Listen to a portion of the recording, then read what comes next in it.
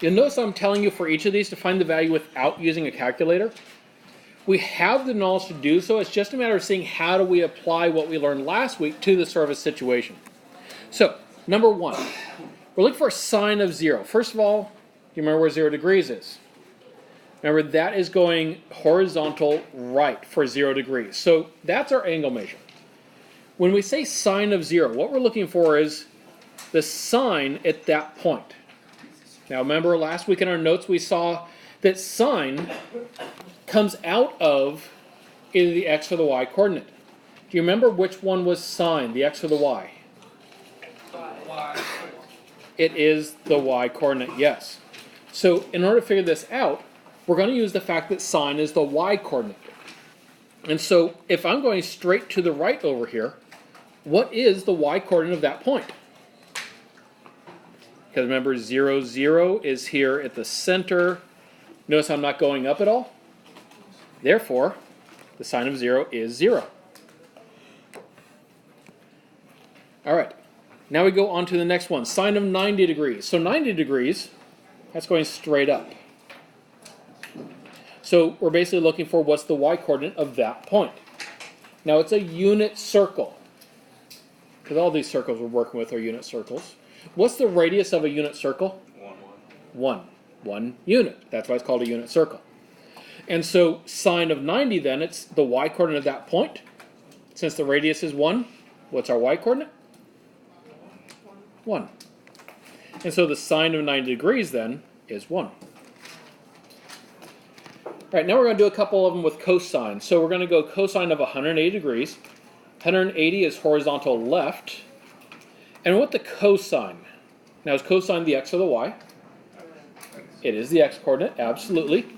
So if I'm looking for the x coordinate of that point, what is it? Remember 0, 0 is here in the middle. What's the radius? 1. So that means I'm going left 1 unit. So the x coordinate then is -1.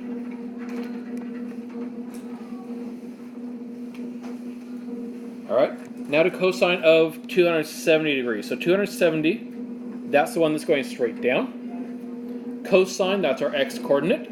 What is the x coordinate of that point? 0, absolutely, because we're not going over at all. We're only going straight down. So, of course, then our x, cosine, has to be 0. And last of all, sine of 360. 360, notice, is all the way around the circle, so it actually drops us off right here. 360 degrees is the same as what other angle? 0. It's the same as 0 because we've gone around a full revolution and ended right where we started. So if we've done that, what must the sine of 360 be?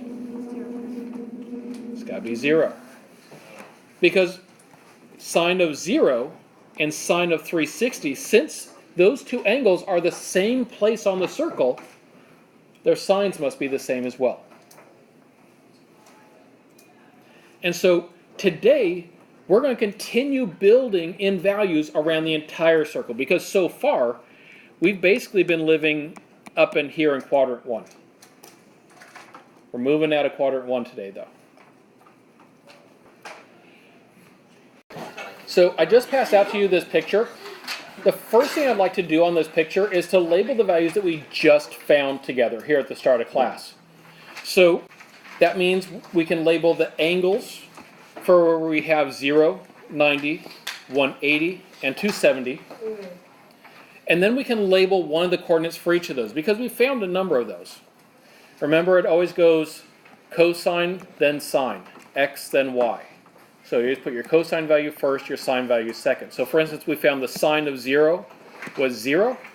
So that means the y coordinate of 0 is 0. Go ahead and fill in the rest of those going around. All right, next up on here, I'd like to now figure out these angles because we were dealing with quadrant 1 before, so we're going to start by filling in quadrant 1 on our picture. So when you know what those angles are, now I gave you some notes earlier about some common angles. It's actually going to be those same common angles. Now, if you don't remember what they are, a little bit of a clue here. This middle angle here, It is exactly halfway between the 0 and the 90. What's halfway between 0 and 90? 45, yeah.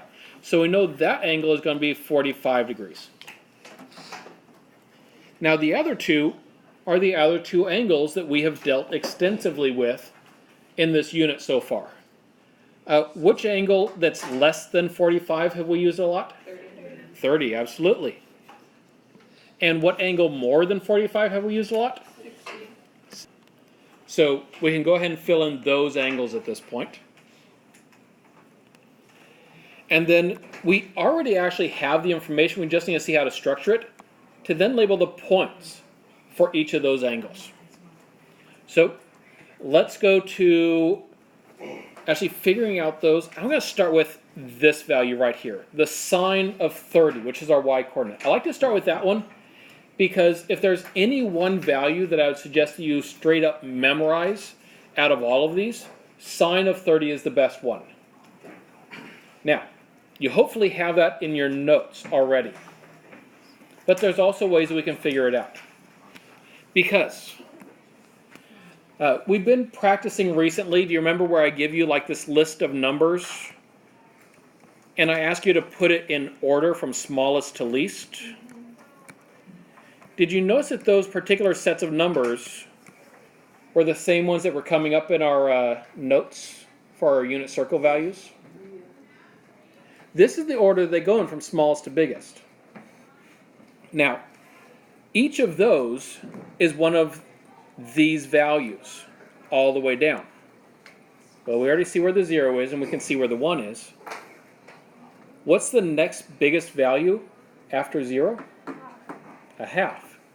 That is actually our value here for sine of 30. Sine of 30 equals 1/2. Not only can that be a very useful thing to know going forward and filling out this whole picture, but it's also the one that I suggest memorizing because it means that, like, if you ever want to know if your calculator is in degree or radian mode, sine of 30 tells you immediately because you know whether that number is 1/2 or not that it gives you. All right. Now, whenever one of the numbers was 1/2, what was the other coordinate? Well, it's actually the other end of this list up here. It's the root 3 over 2. If one of the coordinates is 1/2, the other one is root 3 over 2. And if one of them is root 3 over 2, the other one will also be 1/2. The only thing that we're going to find today as we keep going around is that sometimes the signs will change on those. But that pattern will always be the case. Now, I'm going to skip ahead to 60 and then we'll come back to 45. Now, I know that the cosine of 30 was root 3 over 2. Just like when I take a look at these two values, if one of them is root 3 over 2, the other is a half, the same can go between these points here. So if this is root 3 over 2, then this value up here must be a half. The cosine of 60 degrees is a half. And so then if the cosine of 60 is a half, what does the sine of 60 have to be? It's the root 3 over 2, yeah. Now I saved the 45. The 45 is actually super easy as long as you just remember it. There's only one number you have to remember for 45 degrees, and that is our root 2 over 2, which sits firmly between the 1/2 and the root 3 over 2. The reason why we only have to remember that one is because both the sine and the cosine are root 2 over 2. At 45 degrees, that's where they're the same. So please make sure you have those parts added to your picture accurately so we can then start building off of them. Now so far we've mostly just taken the stuff that we had learned last week, all of this part, and we just put it into a new picture. But this picture exists partly because it helps us to figure out where do we go from here. What is this angle going to be? Well, in order to know that angle, I can tell you that the pattern of the angles continues. So like for instance, going here, that was a total of 30 degrees, right? This 2 is going to be 30 degrees further around. What's 90 degrees plus 30 degrees? Yep, it's 120. So we can go ahead and label that angle as 120 degrees. Next up, we're going to find the coordinates of the point at 120 degrees. And you already have all the knowledge to do it. We just have to see how to apply it. Now, I'm going to come back to that question here, but I need to give you some tools first. And that starts with some notes. So please add this definition of a reference angle into your notes. Do we add it onto our... And this, knowing what a reference angle is going to help us to actually be able to figure out our sine and cosine of 120. But first we have to be able to practice finding out what a reference angle is first. So here's 5 different angles, and we're going to find out what the reference angle is for each of them. So first up, number 1, the 120 degrees that we're going to be working with here. So first we need to see where is 120 degrees on the circle. And that's where we have to know where all those angles actually end up. 120 degrees is between 90 and 180.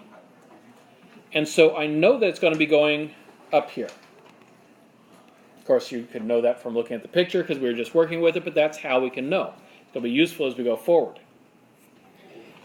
All right, now the reference angle, your notes say that it's the angle formed between the radius and the horizontal. By radius, that's this line here. It's that segment that forms the angle that we were given. And then the horizontal, it's the closest horizontal. So in this case, our reference angle is this angle right here. So it's asking for what's that angle. Now in order to know what that angle is, what's the angle of the horizontal here? That's at 180. The angle that we're working with here is at 120. How far is it between 180 and 120? 60 degrees. That is our reference angle. And that's going to help us to then figure out what the sine and cosine are. But before we get back into sine and cosine, let's just get a little more practice with our reference angles, because you're going to have to be able to use it for other things than just 120. All right, so 300 degrees. First, you locate 300 on the circle. Notice 300 is more than 270, but less than 360. So that means it's going down and to the right. It's in the 4th quadrant. So our reference angle then is that's formed with the horizontal.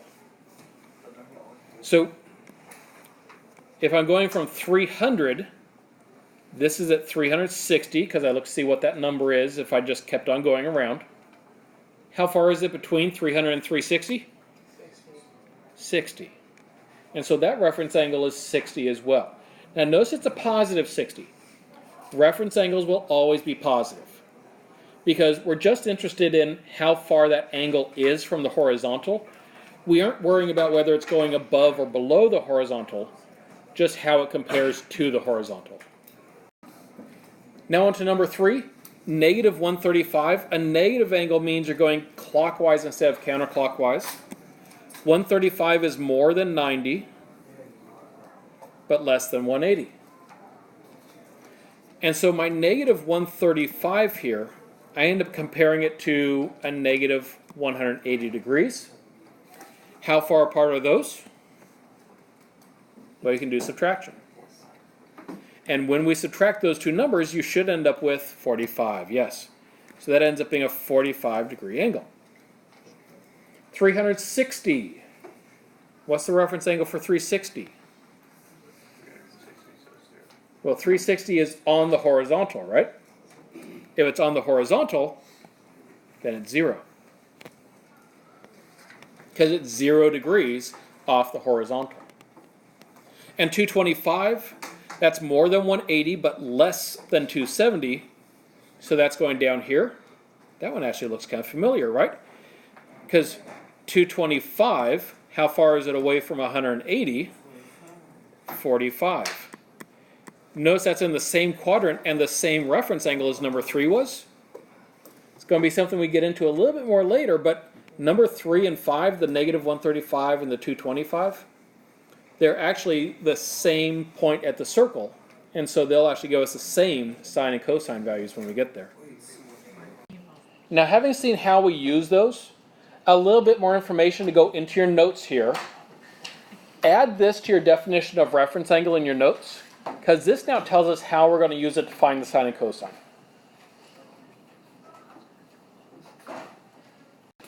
All right, now one thing to note coming out of these notes is it tells us how we can then use the reference angle to find the sine, cosine, and tangent. Yes, that's supposed to be tangent, it's a typo. But we haven't yet talked about how to find tangent, only sine and cosine. We're going to be getting into tangent, I think, tomorrow. But I just want to give you that piece of information now so that you know when you get there, you're going to be able to use the same techniques as what you use for finding sine and cosine. All right, so basically the whole idea is that if we can know the sine and cosine of the reference angle, we can know the sine and cosine of our original angle. The only thing that might change is the sign, the positive and negative part. Let's actually put that into action here with our 120. So cosine of 120 degrees. First of all, what was our reference angle again for 120 degrees? 60. So then the first thing I can think about is what's the cosine of 60 degrees? So what is the cosine of 60 degrees? Well, you can look at the unit circle picture that we were just filling in earlier. Is cosine the x or the y? It is the x, yep. And so what is the x coordinate at 60 degrees? It's 1/2.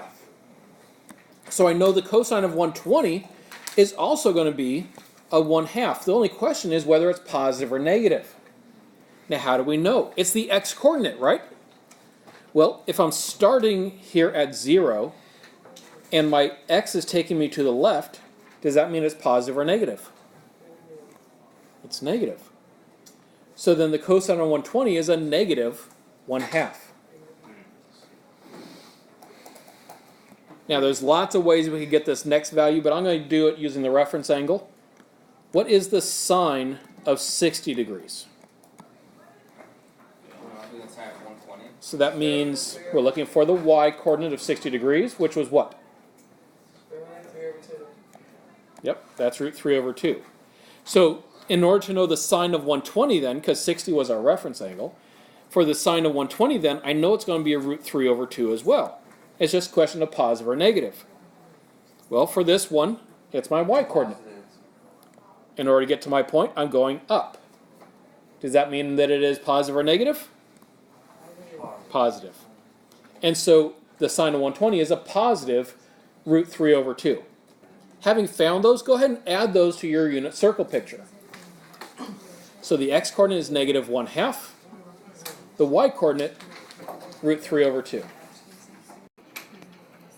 And having found those, we're going to be finding a number of the values going around the circle here, but before we go around the outside of the circle, I'd like to complete the inside of the circle. So, I'd like you please to find each of those angle measures. They follow the same pattern as what these did up here in the first quadrant. Find each of those angle measures, please. So, in order to fill in these values then, what you end up doing is you see, well, this is 30 because this was 30. And so in order to find this distance right here, it's the same as this distance right here. They were 15 degrees apart. So 120 plus 15, that gives us 135. Now, this is also 15 degrees apart here, so this is going to be 15 degrees more. 135 plus 15 is 150. And then you'll notice that going from 60 to 90, that was another 30 degrees. This is another 30 degrees here. We knew it was 180 already, but it's nice to see, yes, it checks out. That tells us that we're on the right track. Do that exact same thing going all the way around, and you get all of those angles.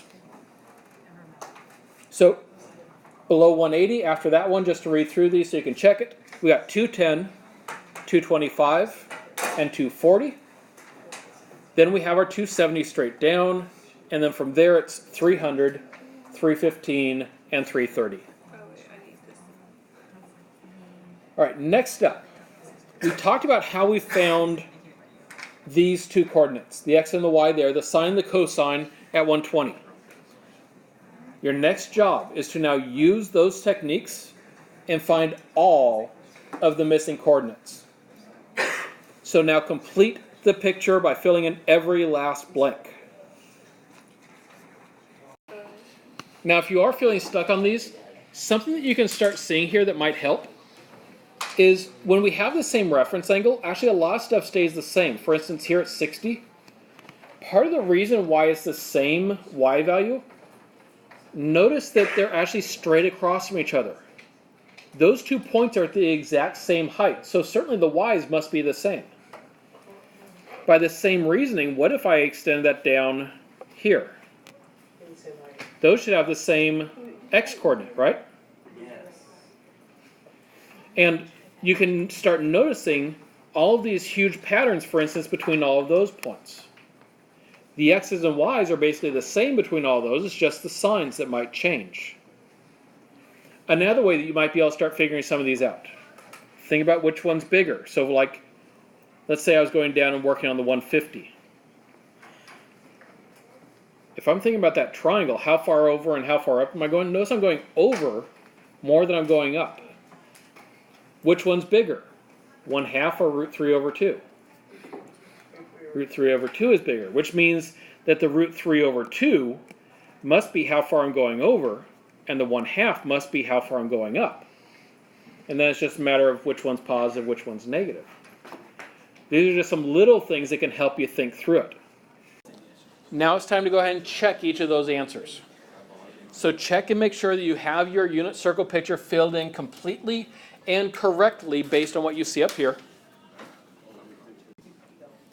And then as you're checking them, one thing I want you to notice is also where the signs are. Every place where you're in the top right quadrant, that is quadrant 1.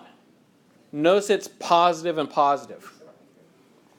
In quadrant 2, notice every single one of those is a negative because we're going left, and then positive because we're going up for the y value. In the third quadrant, the bottom left, there are x's are negative because we're going left, our y's are negative because we're going down. So they're both negative everywhere in that quadrant. And finally, in the fourth quadrant, notice there we're going to the right, so x is positive, and we're going down, so the y is negative. So we have these general patterns that we can start latching onto to be able to see how do we actually understand this whole circle and how can we memorize it. Which is actually an important step because the very next thing I want you to do is memorize this picture.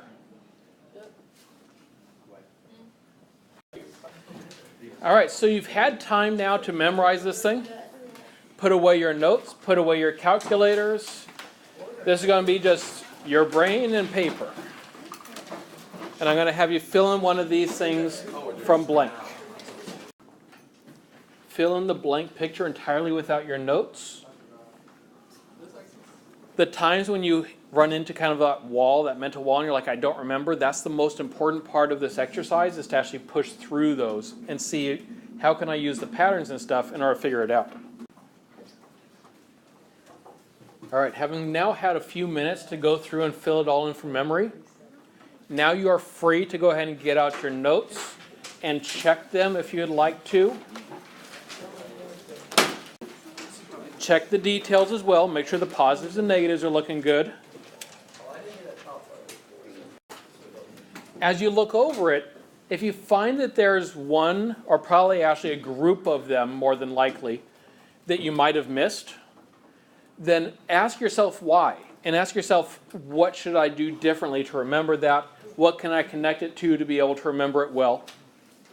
Because if you learn from each of those mistakes, you're going to do better next time. And I want you to actually have this down pretty quickly because it becomes so useful as the foundation for lots of other trig we do, especially once we get into the graphing and stuff as well.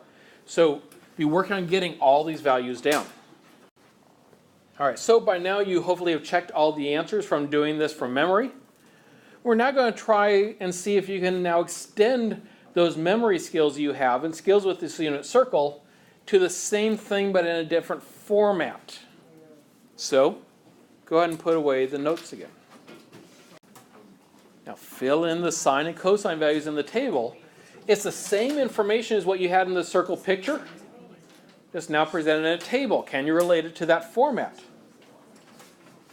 And as you do so, you'll probably start noticing some new patterns that were there before, but maybe you didn't notice.